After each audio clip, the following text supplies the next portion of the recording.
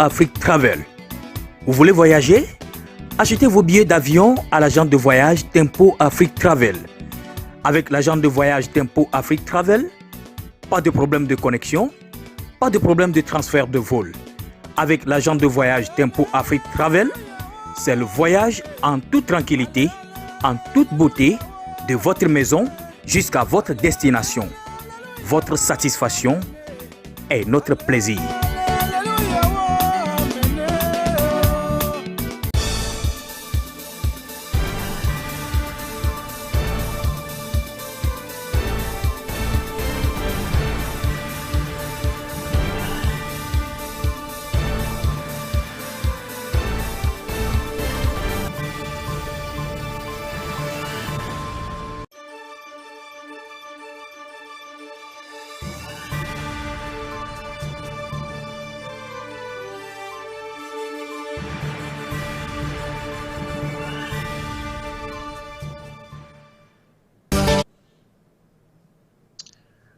Ladies and gentlemen, good evening.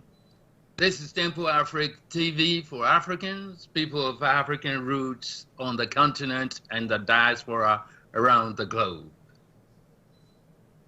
Mesdames et messieurs, bonsoir. Vous êtes sur Tempo Afrique TV pour les Africains, pour les Afro-descendants ascendants sur le continent, dans la diaspora, à travers le monde. Welcome to our weekly show, What's Up Africa? Que fait l'Afrique?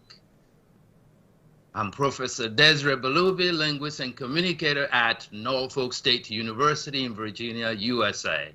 Please join me today in welcoming a special guest, Dr. Soji Akomolafe, Chair of the Department of Political Science and Executive Director of the Center for African American Public Policy at Norfolk State University in Norfolk, Virginia, USA. Je suis professeur Désiré Baloubi, linguiste et communicateur à l'Université d'État de Norfolk, en Virginie, aux États-Unis. Et aidez-moi à accueillir un invité spécial. C'est le docteur Soji Akomolafe. Il est Yoruba. C'est multilingue. Il parle français, anglais, Yoruba et d'autres langues nigérianes. Il est le chef du département de sciences politiques, le directeur exécutif du Centre pour la politique publique, donc relative aux Afro-Américains à l'Université de Norfolk. Aussi à Norfolk, dans l'État de la Virginie aux États-Unis. Born in Nigeria, Soji obtained a BA with the combined honors in French and English from the University of Lagos in 1980. In 1983, he received a master's degree in international relations from the University of Ife, where he served as assistant lecturer in 1984. Natif donc du Nigeria, elle a obtenu la licence avec honneur en français et en anglais à l'Université de Lagos en 1980. En 1983, il obtint son master's degree, le diplôme en relations internationales de l'université de Ife, où il a servi en tant que professeur assistant en 1984. In 1991, he obtained a doctorate in international relations from the University of Bordeaux, France. From 2003 to 2007, he served as the director of the Center of Global Education at Norfolk State University, after he had filled a similar position as the director of international programs at Lemoyne Owen College in Memphis for 11 years, from 1992 to 2003. Il n'est pas un novice du tout. Il a obtenu son doctorat en relations internationales à l'Université de Bordeaux en France. Et de 2003 à 2007, il a été le directeur du Centre des études, n'est-ce pas, ou de programme global en éducation à Norfolk State, après avoir quitté le collège qui est à Memphis, qui s'appelle Lemoyne Owen, où il a occupé les mêmes fonctions pendant 11 ans, de 1992 à 2003. Chers auditeurs, spectateurs et téléspectatrices, son CV est assez long, vous comprenez déjà où on va. Je vais continuer donc en anglais et le reste, je vous le traduirai. Je vous résumerai les questions et les réponses que je lui poserai. Et les questions que je lui poserai, les réponses qu'il me donnera. So let's continue in English. When Dr. Akumulafe is not teaching, he spends time serving his community. He had been Assistant Chief Officer of Elections for the City of Chesapeake, Virginia Board of Elections from 2008 to 2018. Elected in 2016 through 2019, he served as the Vice President of the World Affairs Council of Greater Hampton Roads in Virginia, and is currently serving on the Board of Directors of the Council. Dr. Komolafe is co-author of 2 books. First one, The Dimensions of Power, Power and Society, published in 2004, and the second one, Nigeria in Global Politics, 20th Century and Beyond, published in 2006, in addition to 9 chapters contributed to numerous books. Most importantly, Dr. Komolafe has served in faculty positions, not only in Africa, but also in North America, of course, where he currently lives. Finally, he has visited and established working relationships in many countries, including South Africa, England, China, Scotland, Peru, the Dominican Republic, the Philippines, Mexico, South Korea, Canada, as he puts it, of course, France and Nigeria. The topic today is politics and policies, one nation, one people, one destiny across Africa and the diaspora. No doubt, we have the right person for the right topic. La thématique donc aujourd'hui, c'est la politique et les réglementations qui peuvent nous conduire à la formation d'une nation, d'un peuple et d'une destinée à travers l'Afrique et toute la diaspora africaine. My first question, Dr. Akomolafe, what might have motivated such a topic? What's going on in Africa today and what is being done about it? Autrement dit, Dr. Akomolafe, qu'est-ce qui peut avoir modifié, justifié, qu'est-ce qui peut justifier ou motiver une telle thématique? Qu'est-ce qui se passe aujourd'hui en Afrique et qu'est-ce qu'on en fait? Dr. Balubi. Yes, sir. After that introduction, I don't know why, but I feel suddenly 10 feet taller. Thank you so much. It's the most beautiful introduction I've ever had, and I think if my memory serves me correctly, it's the first time I'm being introduced both in English and French, and it sounds so beautiful. And thank you so much. Now, having said that, c'est un très grand honneur d'être ici avec vous. On peut se tutoyer quand même, hein, parce qu'on se connaît, ça fait bien longtemps. Hein? Tout à fait. Yes, so it's such a huge honor to be.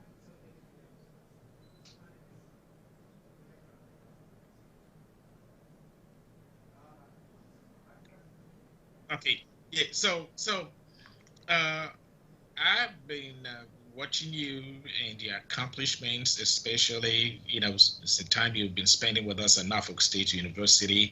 And I dare say you're an inspiration to every African in the diaspora, since we're talking about the diaspora today. And if you may allow me to repay a little bit some of that introduction, it's not very often that you meet somebody who's, I was trying to say, how do you say 4 languages in English? I know monolingual, bilingual, trilingual, quadru, whatever that is, but you speak 4 languages, very, very fluently, and it is something that shows exactly some of the progress, that Africans in the diaspora exhibit, okay? It's very rare that you find an African who speaks only 1 language. At the very least, they probably will speak to. And to the people who are listening to me, especially those of them who are in Africa, it's not a surprise to them when you say somebody is from, no matter what part of Nigeria, excuse me, no matter what part of Africa that you speak 3 languages, it's like, okay, yeah, hello. But again, thank you so much. Now, let me address your question specifically. And I will start like I always do. My opening salvo is, whenever you talk about Africa and Africans, and it really doesn't matter, you could be Ivy League educated, you could have published 10,000 books on Africa, and, you know, and I say that with all due respect, that is something that we must all first take into account, otherwise that effort will be skewed. And that is, whatever analysis that you want to do regarding Africa, you have to start by making a distinction between the Africans and the leadership. By that, I mean the people on one side and the leadership. If you don't do that, I'm afraid whatever conclusion you come to, especially if you're somebody who's strange to the politics, it's most likely going to be skewed. Why did I say that? Because Africans, the ordinary African, you know, they are some of the most hard-working people that you can find on the face of the earth. One thing you can never accuse Africans of being, it's lazy. The educational system in most of Africa, and I will speak specifically about Nigeria, that there are not too many places where I know where you can get a degree in computer science without having seen a keyboard before in your life. When people will get a degree in medicine and you have only one cadaver, you understand, and hundreds of students in anatomy and whatever, we use that. And most of the things that they learn them from book that they have to share or go to the library with the slightest of resources. You have engineers. Those people have a work ethic and imagination that people do not talk about very often. And if you think, and Professor Balubi, you're not stranger to what I'm saying, if you think these people are getting a second-class education, please think again. Because when you come to America, when you go to Europe, when you go to Canada, when you go to Australia, you see them in the best institutions in all those countries. They are all achievers. We don't talk about that often, do we? On the other hand, because I know some of the things I'm going to be sharing with your audience today may be a hard pill to swallow, but sometimes we have to go through that route. Because if you take the other side of the coin, it's the African leadership. And I can tell you now, most of the miseries that you put on the doorstep of African countries, these are not as a result that Africans are not competent. It's not because they're lazy. It's because their leadership have failed them on almost every step of the way. I don't want to interrupt you, but some people may say, yeah, he's saying that he's bragging because he's African, that's why he's putting Africa on a pedestal. But laissez-moi vous résumer ce qu'il a dit jusque-là. Il commence par dire, c'est très important lorsqu'on veut parler de l'Afrique, qu'on ne fasse pas une distinction, n'est-ce pas, entre le peuple, les peuples africains et puis les dirigeants. Il y a une démarcation nette. Alors, s'il y a des gens qui pensent qu'en Afrique, puis ceux-ci sont paresseux, etc., alors il faut penser encore 2 fois, parce que là n'est pas le cas. Il y a des gens qui deviennent des médecins, alors qu'il n'y a qu'un cadavre qui leur serve, n'est-ce pas, d'exemple, de modèle. Ils ont très peu de choses sous la main, mais ils en produisent un miracle. Voilà. And your question, please say that again to your French audience so that they would know that, okay, am I saying that parce que je suis africain? Non, pas du tout. And I'll tell you why. Because number one, everything that I have said about Africans in the diaspora, they can be verified. You tell me, is there any university in America that you go to, starting from the Ivy Leagues down to HBCUs, no matter what kind of institution, 4-year colleges, 2-year colleges, majority colleges, minority colleges, name it, that you don't have Africans in their rank and file? You don't have to take my word for it, okay? And the reason why this is so important to note is that every time you hear a story about Africa in the news media, they have been doing it for the past, I don't know, before you and I even came along. They're still doing it, and it's going to continue. So you see, we have very few opportunities, forums like this, where we can tell the other side of the story. It is important for the young ones who are listening to us to understand that. That's number one. The second one, and that's the most important one to me, is that you have Africans who are second generation, your children, my children. Some of them have never even been to Africa before. And what they know, what they see of Africa, apart from the stories that we tell them at home, which probably is positive, definitely I hope will be positive. But the moment they step out of the house, the moment they turn the TV on, the telephone on, they say, wait a minute, that's not the same Africa that my dad, my mom describes to me. Because they're not going to read this on the front pages of newspapers. And they have to go through maybe documentaries and television stations like the PBS, or maybe once in a while, you know, that you have some of these major networks, which is very rare. You can go a whole year, 365 days, without encountering a single very positive news about Africa. So who's going to tell the story if we don't? This second generation that I'm talking to you about, they need to know that there is another side of Africa. They need to know. We're going to have the opportunity to talk about some of these things too, okay? It's not, I'm not trying to paint the picture that everything in Africa is glitter and gold. You know it, I know it. And I bet most of those people who are listening to me, they do know it too. But there is this side of Africa, and this is maybe a cry to the African leadership too. For goodness sake, when are we going to get it right?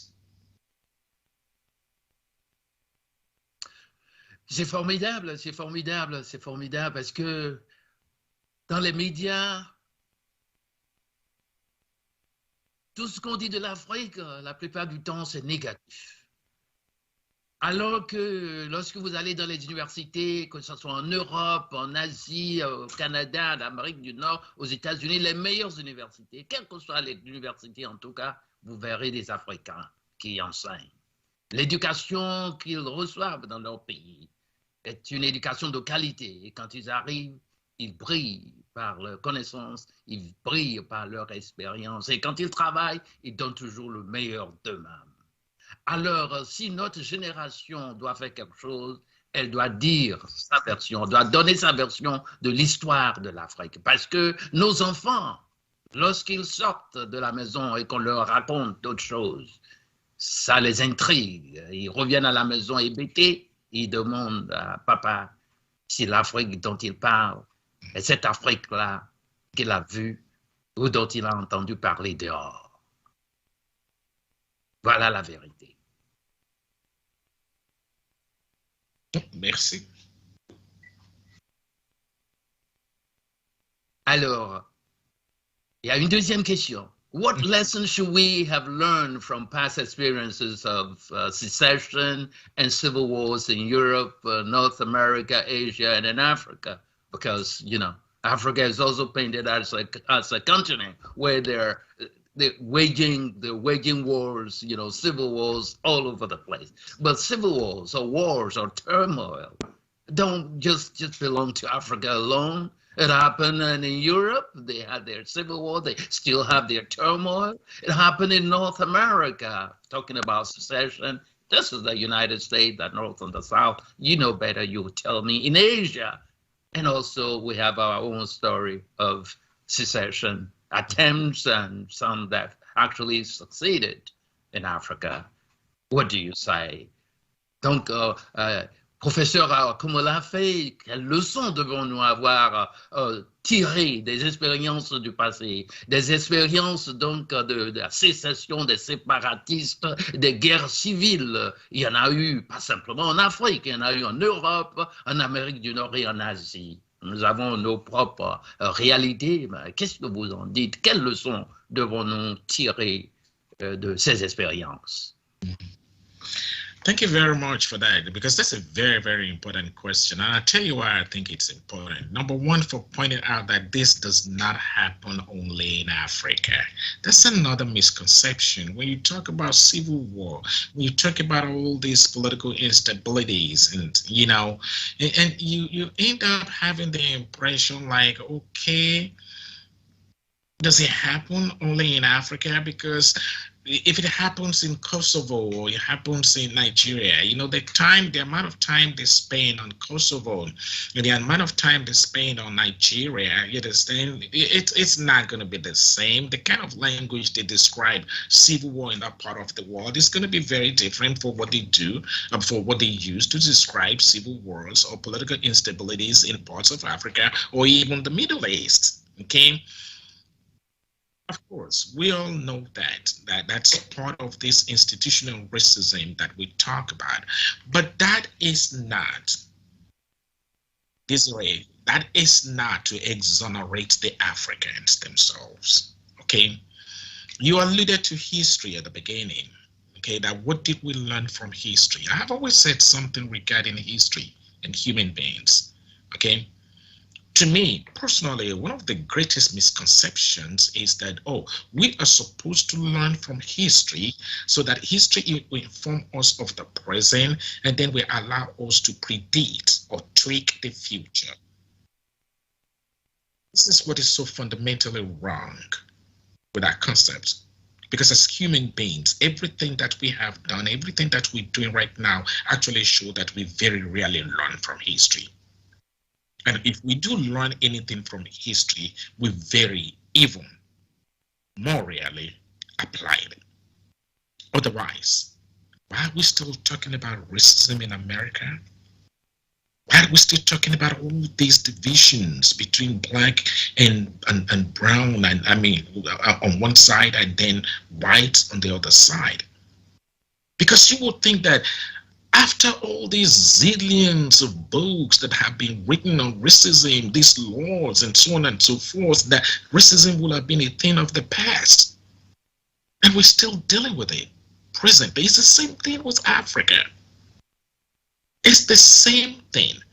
Nigeria got independence over 60 years ago. We fought a civil war. There were civil wars in so many parts of Africa, where there is independence wars with Angola, Mozambique, and we can go on and on and on. You want us to talk about Sudan? You want us to talk about what is going on in Ethiopia right now? You want us to talk about what happened in Liberia, in Sierra Leone? You name it.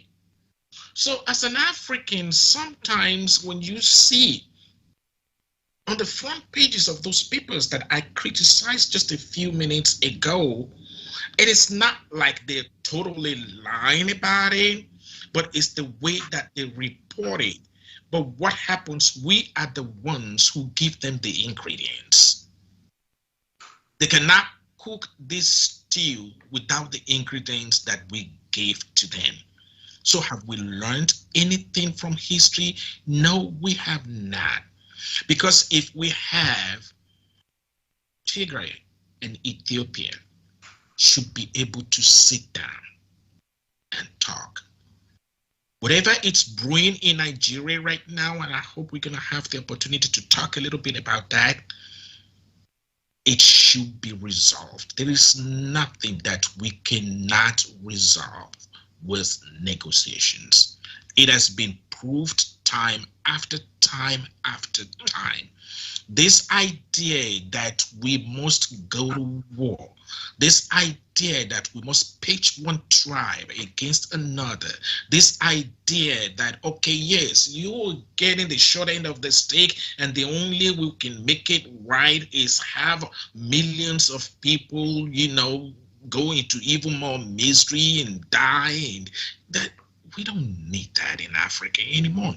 If there is no other choice, can we look the rest of the world in the eye and say, you know what, this is really the best that we can do? That cannot be true.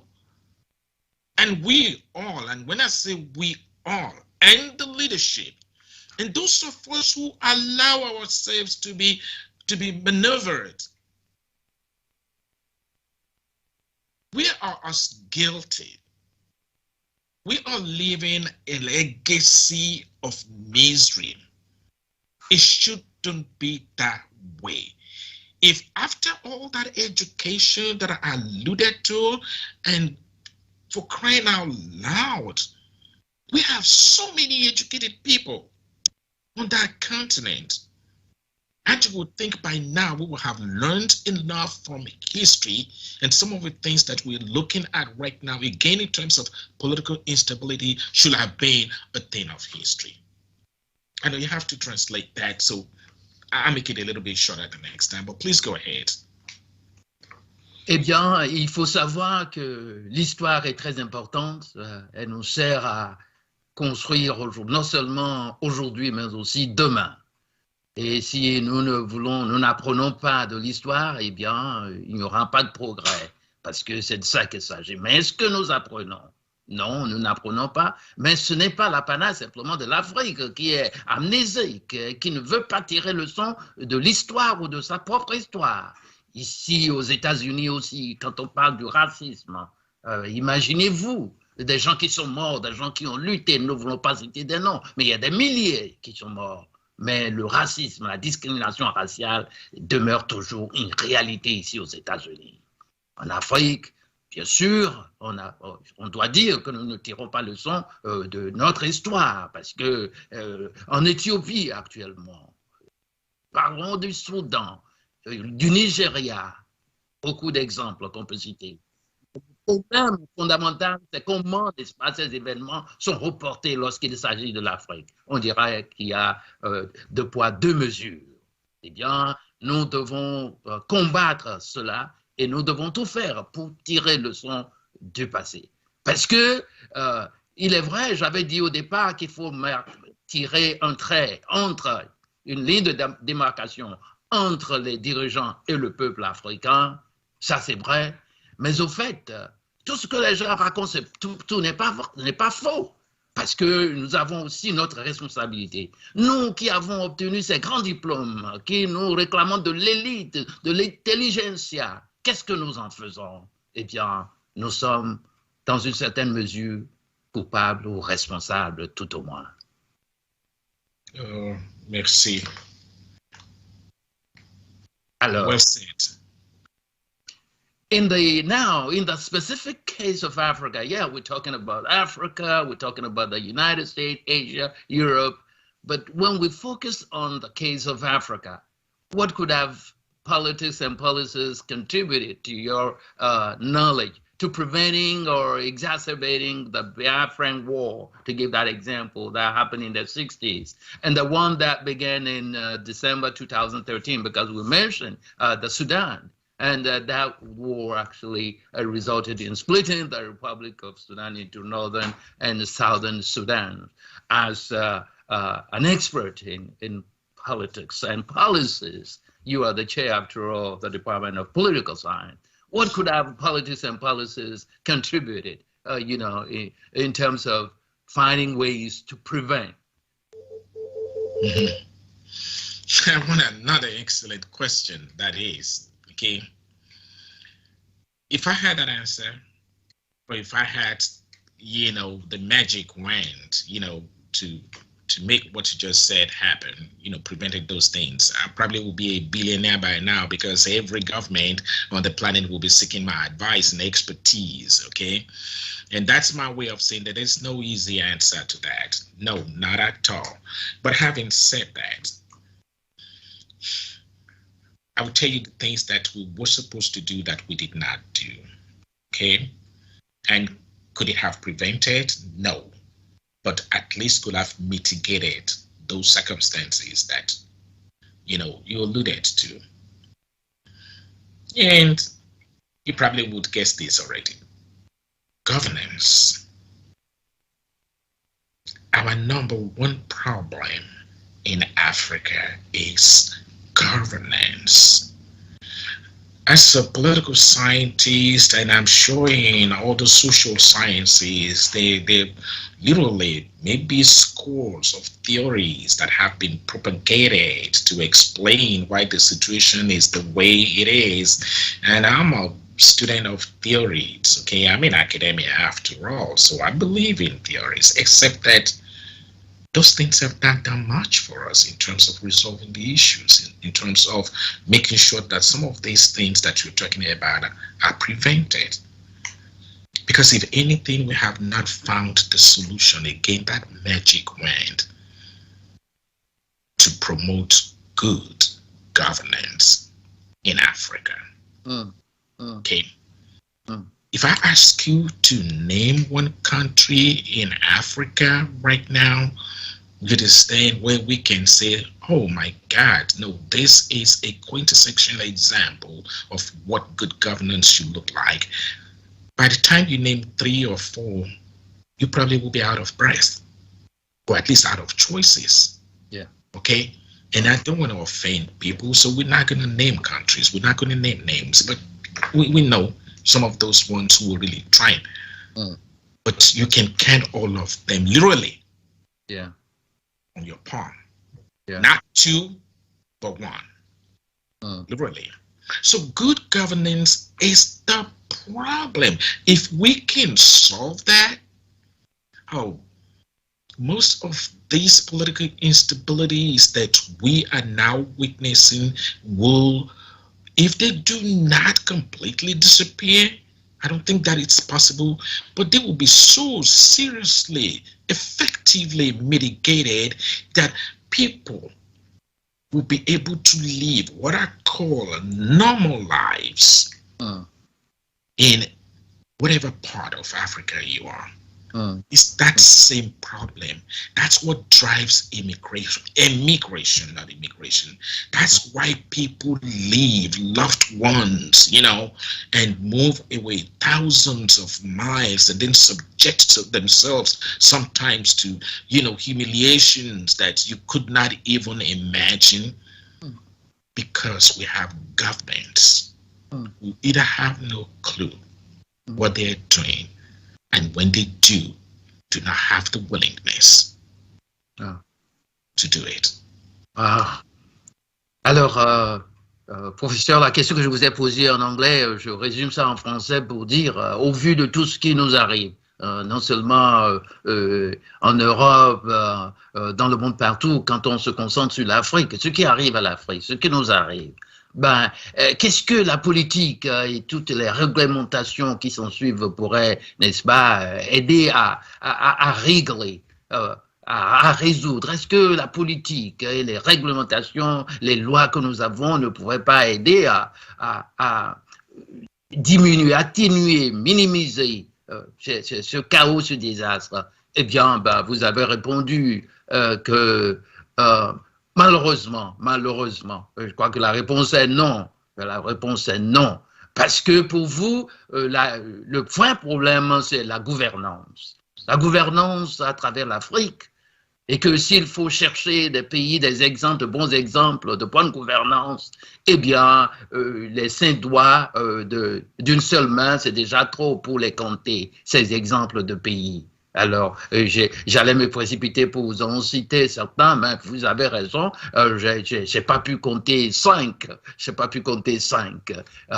Alors, on va peut-être dire entre plusieurs mots, il faut choisir les moindres. Oui, les moindres mots sont là, mais c'est pas de ça qu'il s'agit. Et vous avez dit qu'il y a plusieurs théories qui sont là. Vous êtes adepte, après tout, vous êtes académicien, vous aimez la théorie, mais ce ne sont pas ces théories-là qui vont effectivement nous aider à réussir en Afrique. C'est plutôt nous aller nous remettre à l'école de la bonne gouvernance.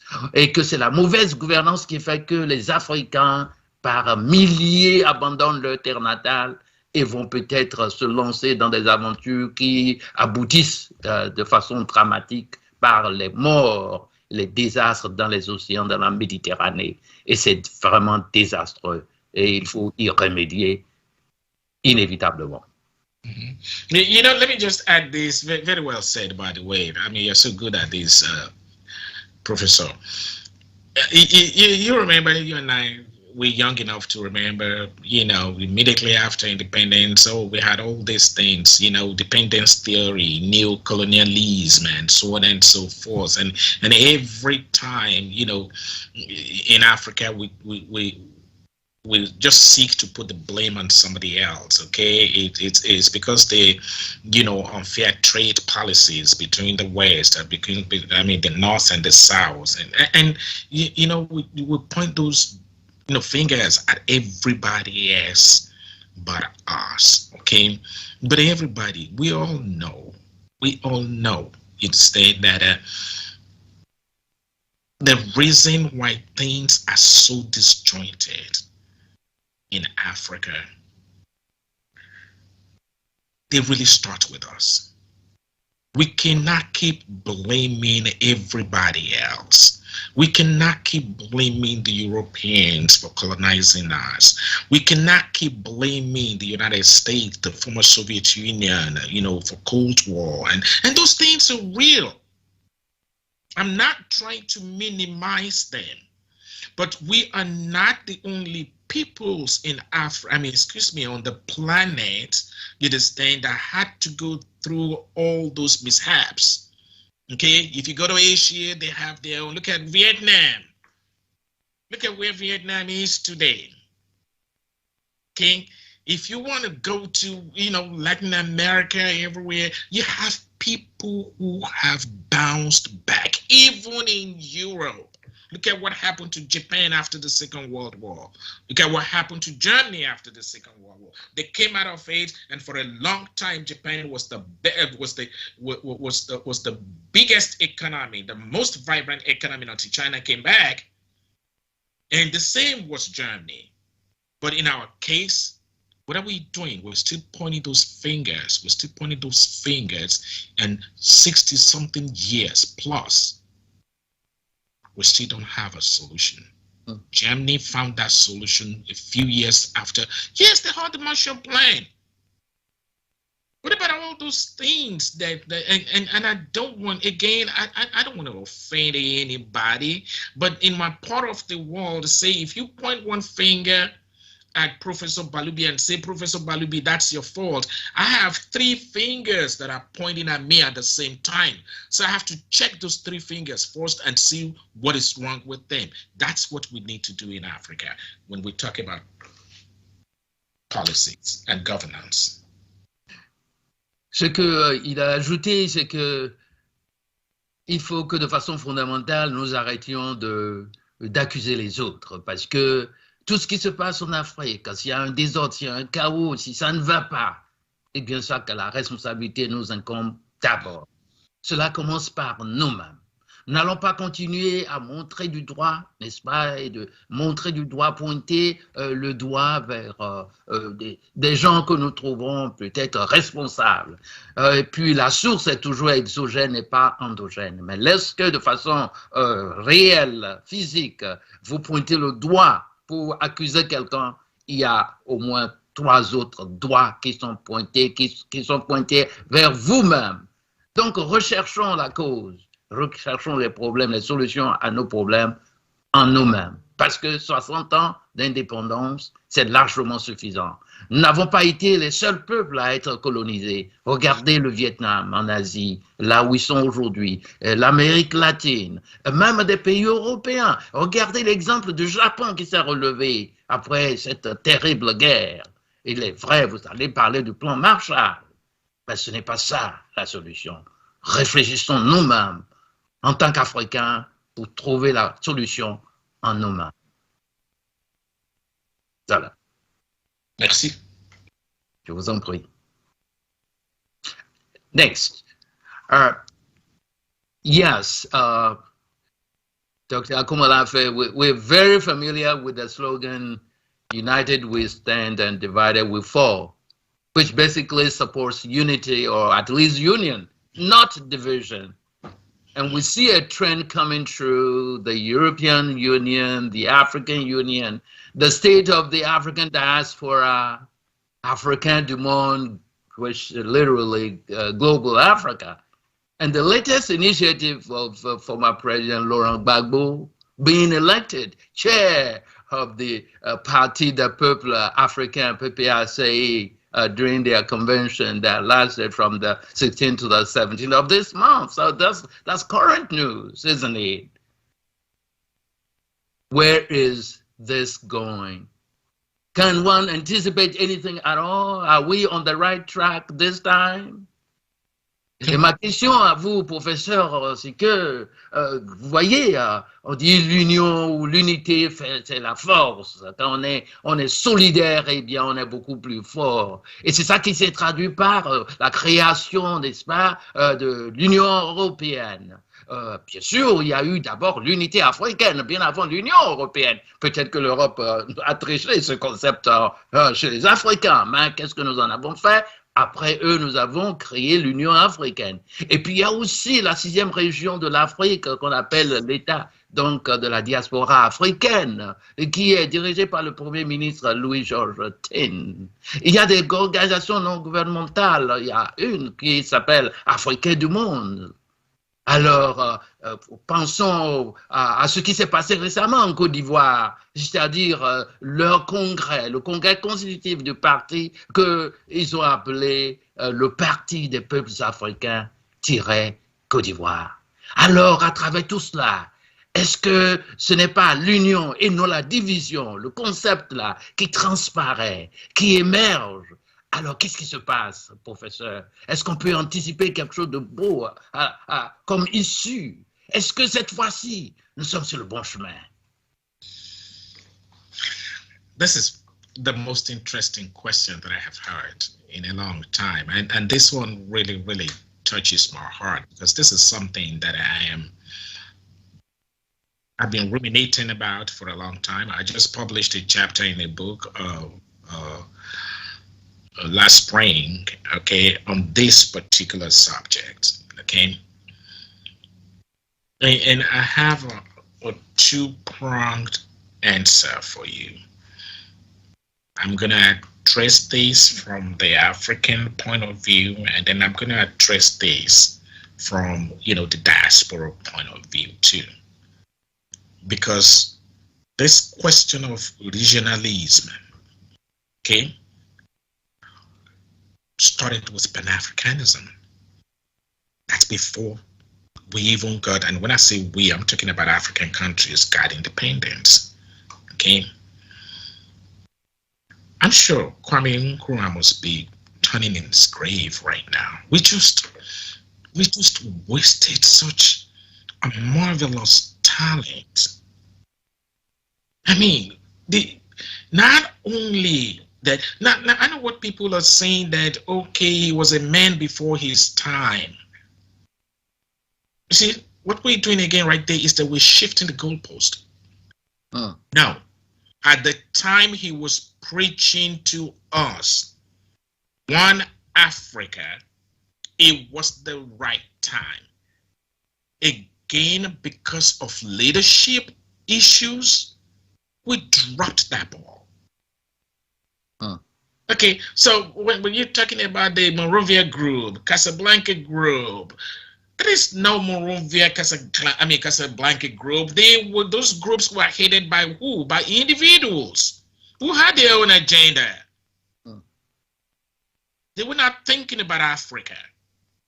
Let me tell you why we need one union, why we need to realize Kwame Nkrumah's dream for one Africa. This is not an exercise in utopianism or an exercise in, we're not just being, unnecessarily emotional here. No, this is strategic. But I will tell you why it's strategic. We have one of the largest populations in the world. Nigeria alone is the 7th largest population in the world. Why are we talking about population? Because who says population is talking about market. So that means Nigeria is the 7th largest market in the world. What rules the world? Capitalism. If you want to be relevant, you have to start by having a vibrant economy. I remember very well when South Korea started, Nigeria, in terms of GDP, Nigeria was superior, had a better GDP, was, according to United Nations figure, Nigeria was more developed than South Korea. Look at where South Korea is today. That's just to tell you the power of capitalism. There is nothing that South Korea is doing today that many countries in Africa cannot do. But we're just giving away the store. We're giving away the store.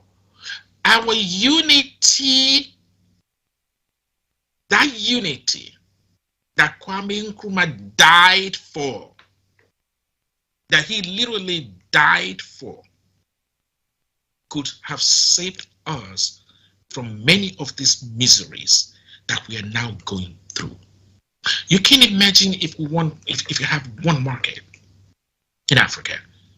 It doesn't matter whether you're Lusophone, Francophone, or Anglophone, that anybody, whether you're America, whether you're EU, you understand, you're coming to Africa, you don't deal with Nigeria separately, you don't pitch, especially Nigeria against Ghana or Nigeria against South Africa, but you come into this one common market. Now SADC on one side and then ECOWAS on the other and stuff like that. Those are good regionalizations that, can rapport de gros, comme on dit en français. But it's not enough. It is not enough. Why? Can somebody please tell me why today, if we have the right kind of leadership, why we don't have one common market? Okay. We may not go as far as having one system, centralized political government, political system, and we see all the kinds of problems that the EU they're going through right now. So that's going to be very difficult. But can we please just start with the easiest ones? Okay. Just like, the customs, the Southern Africa, we can move goods around and literally, even like I said, have a common market. The only reason why we don't do that today, is because of that problem of governance. And as well as I do, sir, that who says bad governance at the heart of it is what? Corruption. Please, if you can say that, and then I go back to the Pan-African aspect of it. Eh bien, oui, on est peut-être sur la bonne voie, Mais la bonne voie était déjà tracée, était déjà ouverte depuis que Nkrumah a parlé de l'Afrique doit s'unir. Quand on a commencé le groupe de Morovia, le groupe de Casablanca, on s'est cassé la tête, on s'est cogné la tête, et puis tout cela, ça a raté, ça a échoué. Alors que c'est cela la solution. La seule solution pour que l'Afrique émerge véritablement, c'est que l'on cesse de penser que, par exemple, le Togo ou le Nigeria, un pays pris individuellement, seront traités avec des chances égales avec des pays comme la France ou la Chine ou la Russie. Nous devons avoir un marché commun en Afrique.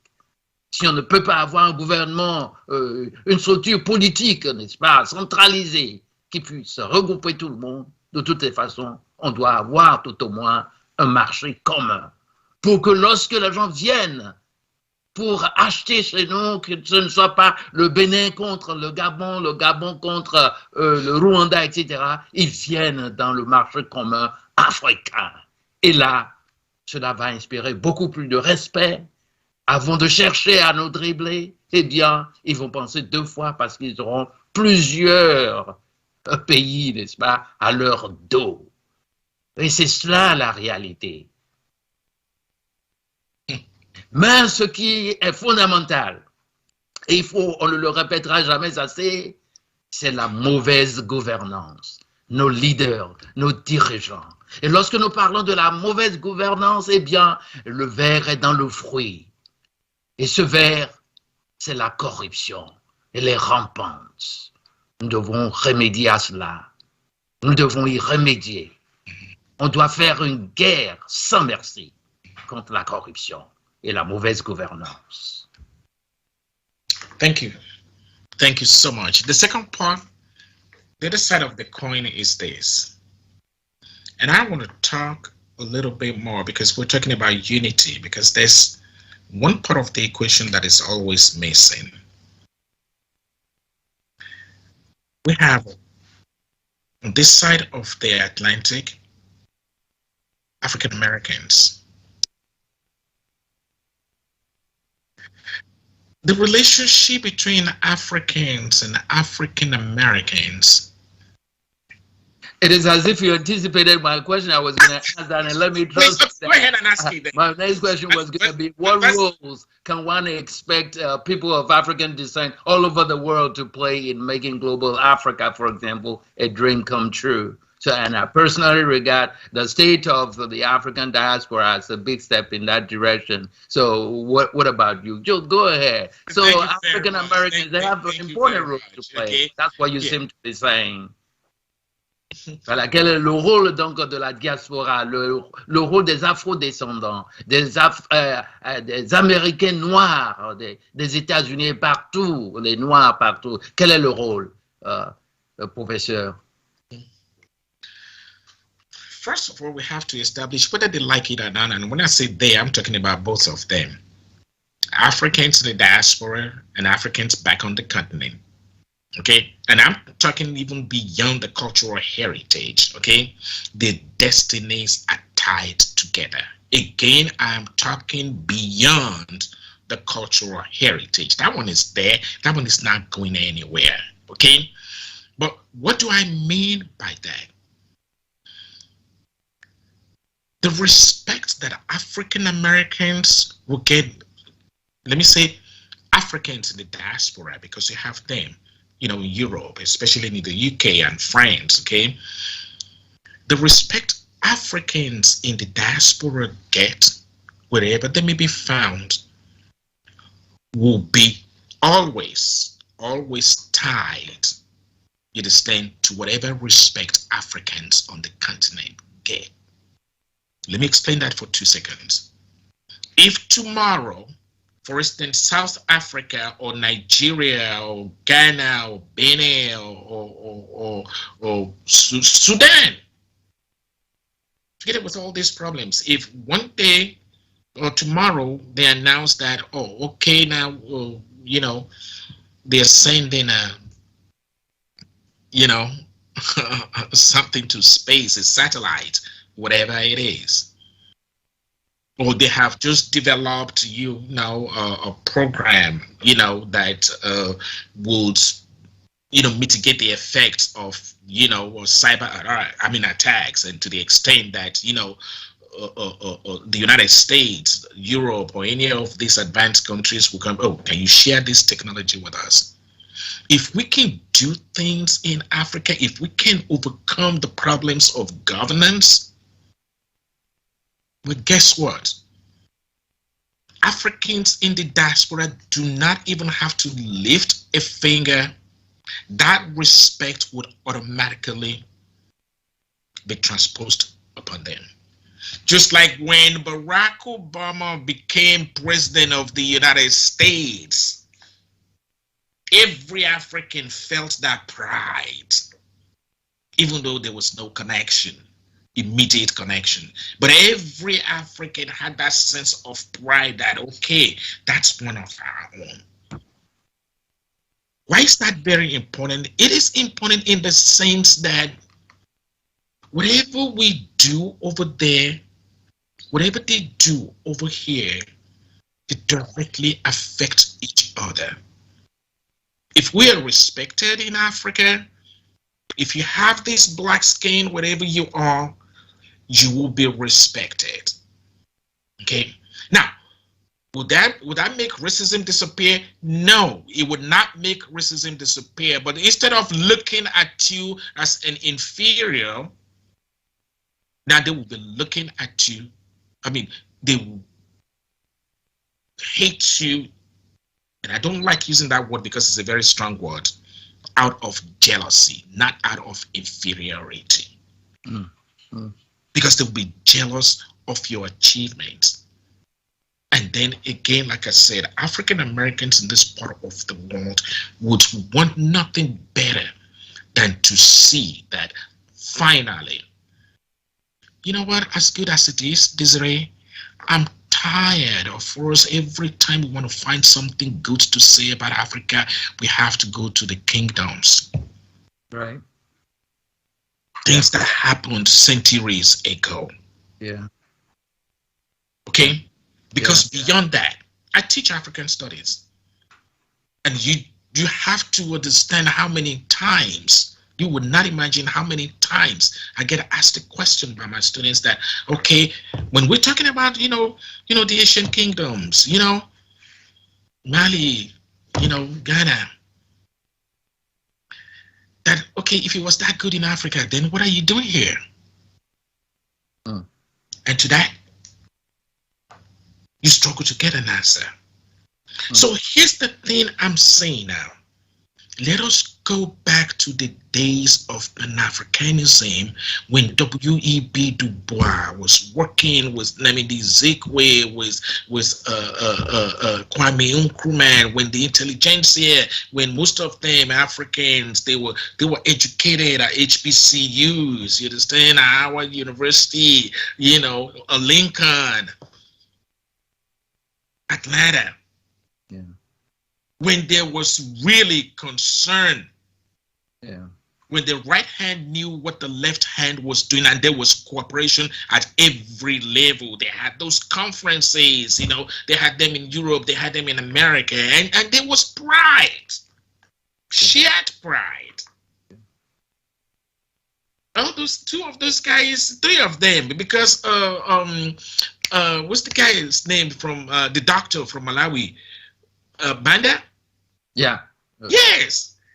These were all guys who were intricately involved in the Pan-Africanist movement, and two of them became presidents. Then unfortunately, with the exception of Kwame Nkrumah, the other folks did not, But let us go back to exploring, and if I may even say exploiting this relationship. On this part of the world, they have the technology, they have the know-how, they have, everything. Let us go beyond calling each other brother and sister. Let us go to the substantive. Yeah. I said at the beginning of my intervention that some of these pills will be hard to swallow. Yeah. Let us start by telling it like it is. Yeah. Vraiment, les réponses sont comme des pilules amères à avaler, très amères, mais on doit les avaler quand même si tant est que nous voulons guérir le mal par la racine. Le rôle de la diaspora, des Africains de la diaspora, le rôle des Afro-descendants, qu'ils soient en Amérique, en Haïti, au Brésil, en Europe, partout, eh bien, c'est un rôle très important. Mais nous devons savoir que et Africains de la diaspora et Afro-descendants, et même les Africains sur le continent, eh bien, notre sort est lié. Nous avons un sort commun.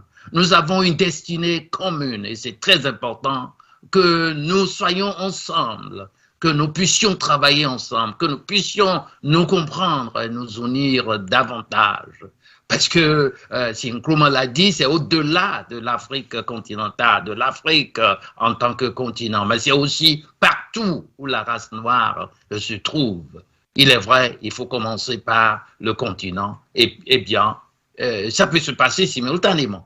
Mais vous voyez déjà, avec l'émergence de l'État, de la diaspora africaine, et puis les ONG qui se créent, eh bien, cela vient main et main.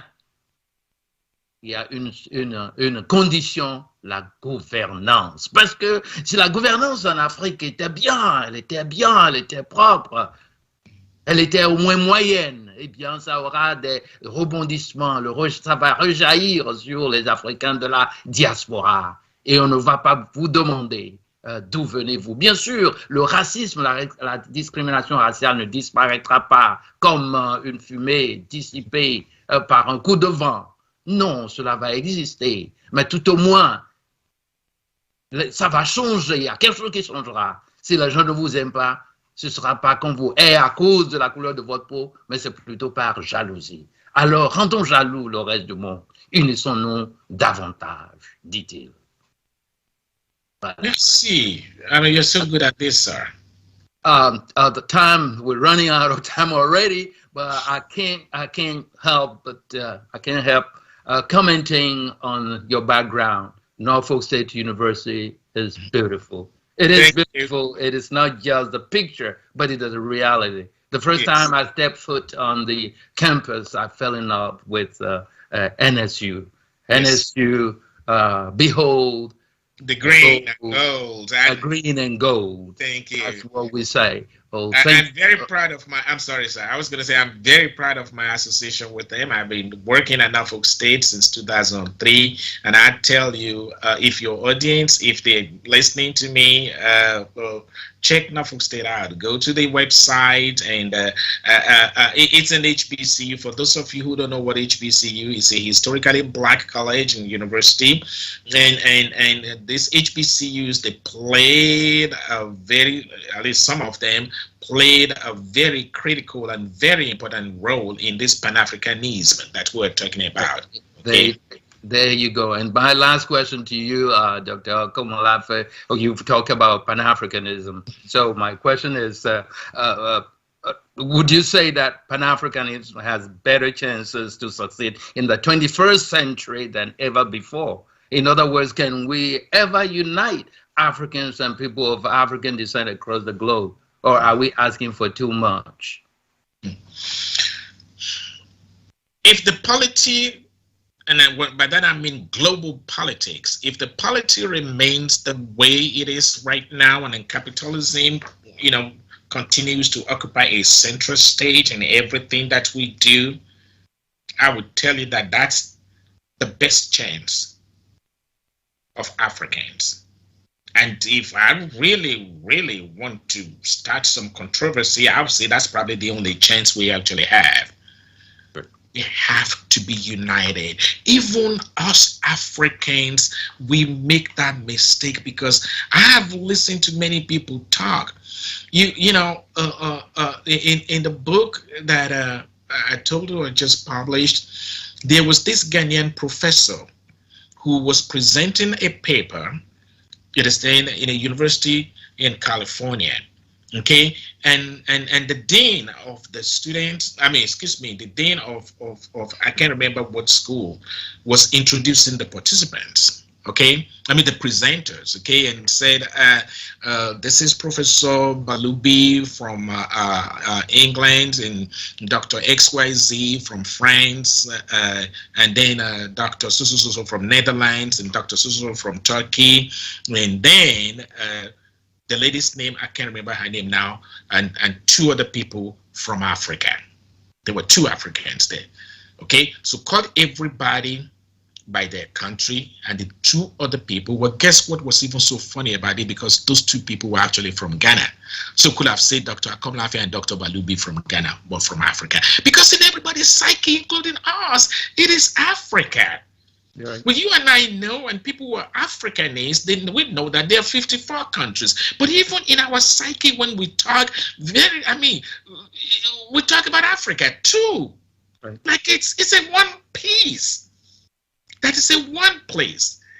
So why don't we just put our mouth or our money where our mouth is? Yeah. Okay. And I say it's the best choice that we have for this reason. Oh. Okay. If you look at the labor, we have the population. If you look at it from the market view, we have the population. If you look at natural resources, we have probably more than any other continent in the world. Okay, so it's like the good Lord has given us everything that we need. We just need the leadership to harness those things and make them happen. Right. That's the only puzzle that is missing. You know, when we go to the store and we buy all that puzzle, 1,000-word puzzle for children, and and then you have everything, and then there's just one little hole, and they're looking for that puzzle. Maybe it got lost, or maybe somebody kept it somewhere, but you cannot complete that puzzle if you don't have that one little piece. Now more than ever is when we need. Okay, everybody, look at it. Everybody is doing it. The EU, the OAS, everywhere. So why is it that we cannot put our differences together? Don't tell me it's impossible. It's not impossible. The only reason why it's impossible right now, you understand, again, I can't say it enough, is because of lack of leadership. Right.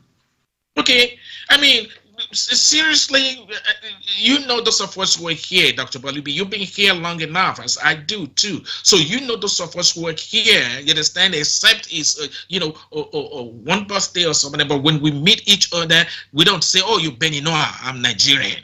Yeah. We relate to each other. If we can do it here, why can't we do it as governmental units? Right. Merci, ce sera votre mot de la fin. Merci infiniment. Et je vais retourner encore vers ce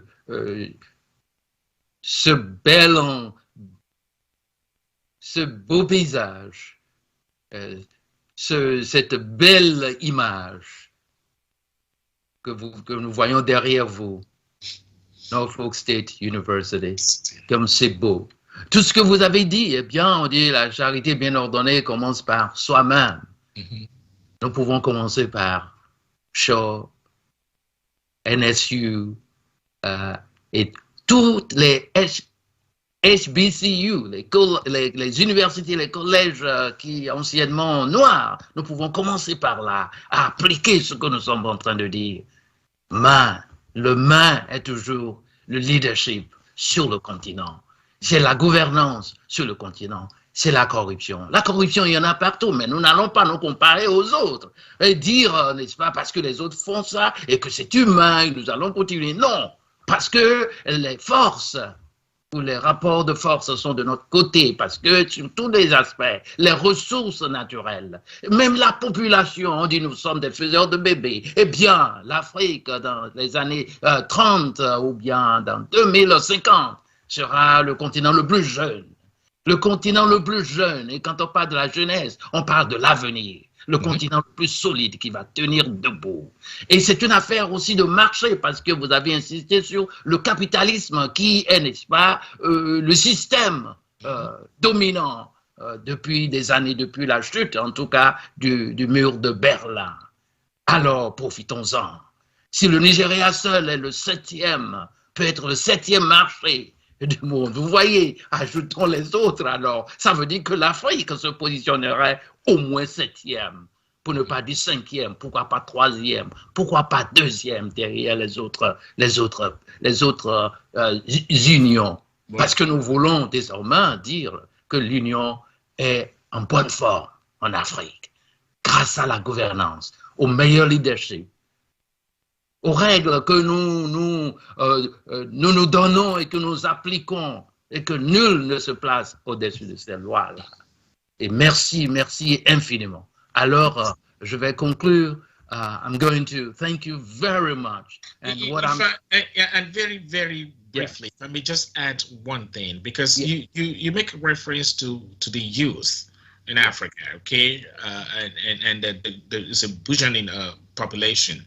If there is a silver lining, because I don't want us to go away for people thinking that it's all doom and gloom in Africa, there is a silver lining, and that is the youth, because the youth in Africa, they are now proving, that some of these things that we're looking up to, that we're looking forward to, that we want to happen, can actually happen without the intervention of the government. So they're taking matters into their hands. Okay, and if you look at places like small business, and these things have been made possible because of cell phone technology, among other things. Small businesses are growing. They don't go to the bank to get a loan, because the bank, if you don't know who the manager is, or if you're not connected, you're not going to do that. So they are making all these things happen without the leadership. Again, if like Nigeria, you turn on your radio and you're listening to music and all these things. They bring in foreign exchange. The foreign exchange that has been depleted by corruption, these young folks are bringing it back, and it's a matter of time. Africa is coming back. Très bien. Alors, vous êtes en train de dire que quand vous ne voulez pas aller à la garde ira à vous. Alors, on ne va pas utiliser le manque de leadership, la bonne gouvernance, comme un subterfuge ou un alibi. Nous pouvons le faire. S'il faut le faire sans la gouvernance, s'il faut le faire sans le good leadership, eh bien, le peuple est plus fort que ses dirigeants, parce qu'après tout, c'est lui qui les désigne. Alors, merci d'être venu, and let me conclude saying, dear friends and viewers of our show, thank you for being a part of this 60-minute discussion with Dr. Soji Akomolafe. Now, before we close this session, there is something critically important I wish you would remember. Tempo Africa TV will soon be on satellite, so please don't forget to write that check. Don't put off supporting us financially through GoFundMe.com. We can also be reached via email at afritempo@gmail.com or by phone. You see the numbers, you see the links on the screen right now. Go and do so. South Africa also solicits donations to annually reward and stimulate excellence, innovations, and inventions in Africa. We have strong faith in Africa's new hope, as Dr. Akomolafe concluded, the right note and positive note. Yes, not everything is doomed. The light is coming, and the sun shall rise again. We know the best is still ahead. That is true. So, Dr. Akomolafe, my heartfelt appreciation goes to you, to your department, for allowing you to come to this show. It goes to NSU, Norfolk State University in general, the dean, the president, your colleagues, your political science students who do this. And we will invite you back so that there will be a Q&A session, and they will have opportunity to ask questions in English and in French. I also give a big shout out to our producer, Malik Saul, who is always working incredibly hard to make sure we do everything right. Thank you, Malik. Thank you very much. And to our viewers, I say merci beaucoup. Thanks a lot for watching, and may God bless you all.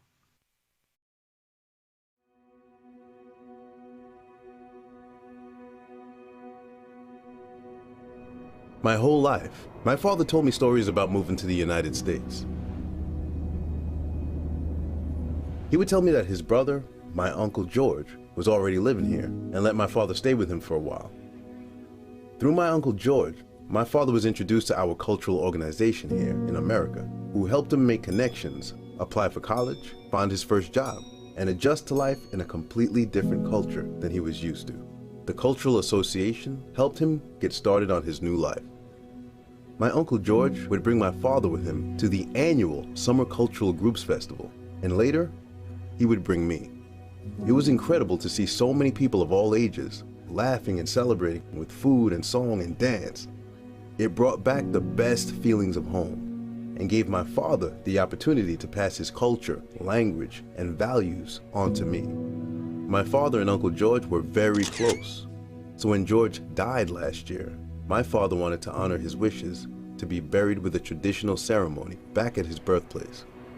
My father told me that because Uncle George had cultural group life insurance, he was able to afford to bring George home and have the traditional burial George wanted.